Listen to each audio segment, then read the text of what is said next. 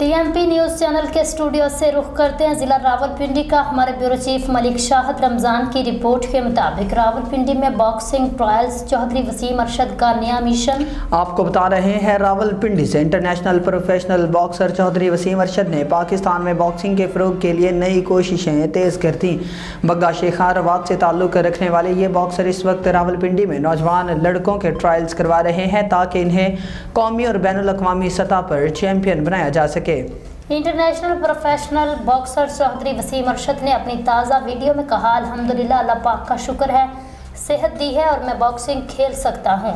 मैं TMP news channel का शुक्रिया अदा करता हूँ जिन्होंने मेरी सरगर्मियों को कवरेज दी।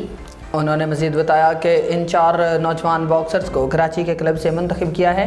इनके बेसिक कोच तनवीर, जिनका ताल्लुक किमाड़ी कराची से है, और वो चाहते हैं कि ये बच्चे मुस्तकबिल में नेशनल और इंटरनेशनल बॉक्सिंग इवेंट्स में पाकिस्तान की नुमाइंदगी करें। चौधरी वसीम अरशद ना सिर्फ नौजवान लड़कों बल्कि ख़वातीन बॉक्सर्स को भी सपोर्ट कर रहे हैं और इनका कहना है कि पाकिस्तान में ख़वातीन की बॉक्सिंग को फ़रोग देना वक्त की अहम ज़रूरत है।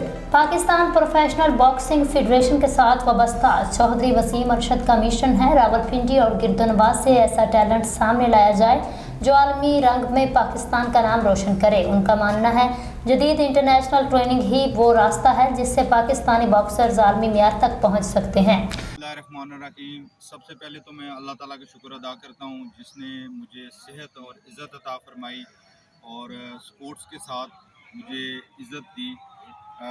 उसके बाद मैं टीएमपी न्यूज़ चैनल का शुक्रिया अदा करता हूँ जो हमें प्रमोट करते हैं और सपोर्ट करते हैं। अल्लाह पाक चैनल को और भी इज़्ज़त अता फरमाए।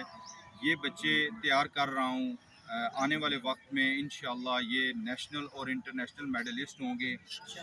तो और इनके जो बेसिक कोच है तनवीर भाई, जिनका तल्लुक़ कराची किमाड़ी से है, मैं उनका शुक्रिया अदा करता हूँ जिन्होंने इनकी बेसिक बहुत अच्छी बनाई और इंशाअल्लाह मैं इनको आगे पूरा सपोर्ट करूँगा। और एक बार फिर मैं टीएमपी न्यूज़ का बहुत शुक्रिया अदा करता हूँ।